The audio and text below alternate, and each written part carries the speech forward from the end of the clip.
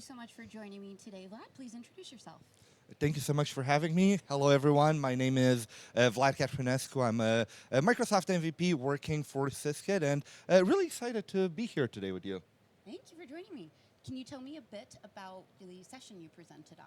Of course. So yesterday I had a full day tutorial on SharePoint Premium, which is really funny considering the renames that we had recently. So technically on a product that doesn't exist anymore, but all the features are still there. Fantastic. So we covered everything from now document processing to e-signature to SharePoint Advanced Management, archive, and backup. So it was a really nice mix of IT Pro stuff and AI stuff without mentioning Copilot too much. Impressive. Just a little bit. I saw your wonderful recap video from Ignite. Definitely made me laugh this year. Have you focused on AI lately in the Microsoft world? How do you recommend people get prepared for using some of these different tools? It's a tough one because getting prepared, when we talk about getting prepared for AI, every job role has to prepare differently, right? If you're a manager, it's all about that adoption. Me coming from a bit of an IT pro background is all about data security, getting your data ready, making sure you don't have oversharing inside your tenant, and making sure that, when you deploy that pilot project, you don't realize how bad it is.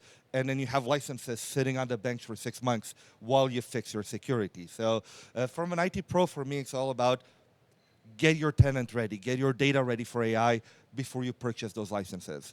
That makes sense. What are some of your favorite features in SharePoint Advanced Management that help support this? Oh, so only in SAM, okay, there's two main ones that are my favorite. So the first one is restricted content discoverability, which allows you to basically make a site, you enable RCD on it, and then if people have no idea that site exists, they won't get any search results or Copilot results from that site. However, if you work with those documents daily, so you know they exist, you get full productivity benefits.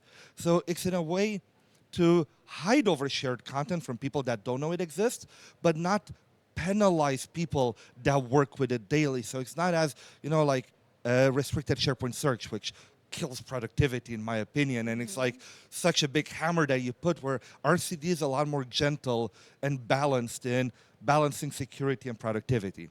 So that's my number one. My number two now is, I'll put in a funny one. Not as big of a feature, but a funny one, recent changes. Because as I was joking in the session, SharePoint admins don't often have access to Purview. It's separate roles. They never give us the permissions. They're mean to us, SharePoint admins. I'm sorry, Purview people.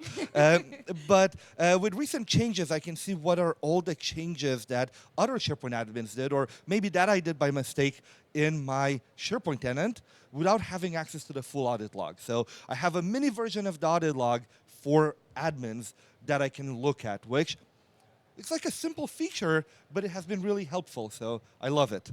Yeah, that's a great point. You mentioned change in two different areas, changes in your tenant, but also changes in the naming of SharePoint Premium. How do you keep up with change in Microsoft 365? We don't have a choice to keep up with change. I like to attend conferences, Microsoft Ignite, ESPC, the M365 Community Conference. I feel like they're the best way to keep up because you have all the community here. Lots of people are learning about changes at the conference because they change them so often. I realized there was a new logo in the keynote today for the SharePoint agent that I don't know if it's officially announced or not, but it was in the keynote. So yeah, I think conferences for me are the best way to learn about change.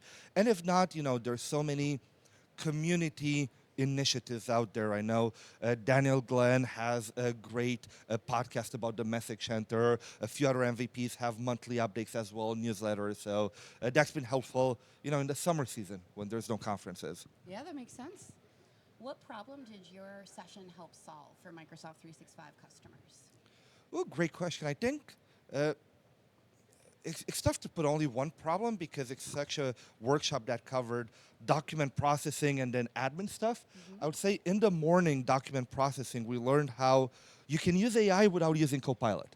So what are all the AI features you can use to get your data AI ready? And also, we've been telling users, add metadata to SharePoint, but everybody hates doing it. how can we get AI to do simple things like that, but that add a lot of value? And then in the PM, it was all about getting your data copilot ready with SAM, archive, and backup. So that was the biggest challenge for the PM. Yeah, makes sense. I'm very passionate about metadata as well, and how that supports content discoverability and findability. And autofill columns are an incredible recommendation for where people can start. I love them, especially the new stuff they've been adding. They support managed metadata now, so that's been a big plus. Finally. You can kind of add them as site columns now. So if you use PNP PowerShell, you can put them as site columns. It's not content types yet, but it's a step in the right direction. We're getting there. Yeah. Maybe next year. Maybe next year. And a great call out that there's also community resources that you can help bridge the gap when we don't have those out of the box features Yes. from Microsoft. Love the PNP initiative. Yeah. And the people that document them. Yeah, absolutely. What has changed in this area of technology in the past year? The name 2 times. But I think the biggest change has been autofill columns. So kind of going from the old syntax models that you had to train a model, give it a bunch of examples, and the normal end user, you don't want to teach them how to train models. It's so complicated, where now with autofill columns and the knowledge agent, everybody can go in the library, upload a couple files, click 4 buttons, and they have 8 columns of metadata filled automatically. So that has been an amazing change for me. Yeah, absolutely. Where would you recommend people get started? Ooh, so many resources out there. Definitely some great videos on YouTube. I'll plug some of my own. Shameless self-promo. I do have a full series that's 4 hours on YouTube on document processing in SharePoint. So it's with 2 MVPs, Drew Madelong and Gokunos Chifchi. So that's a great free resource to get started. And if not, of course, check out some of the Ignite sessions. Microsoft just finished Microsoft Ignite, so all those sessions are available on YouTube. So if you want to see the latest, that's also a great resource out there. Yeah, I can say I've also watched your series on YouTube and found Awesome. it incredibly in-depth. And Thank you. So thank you to all 3 of you for making those contributions to the community.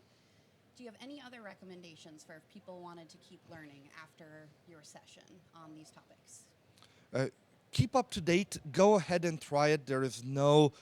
the best way to try stuff is to actually go and implement it in your tenant. Now, of course, Microsoft currently runs a promotion. When this video posts, I really hope they're going to extend it. But for the past year, they had some, they call it free capacity, where if you set up pay-as-you-go, you get 100 pages of autofill for free, a few e-signatures for free. I'm trying to lobby Microsoft to extend that for another 6 months. We'll see if it works.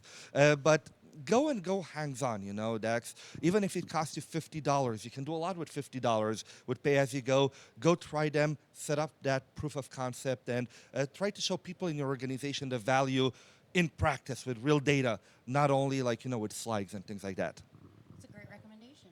Well, thank you for joining me today. Thank you so much for having me, and enjoy the rest of the conference. Thank you, you too.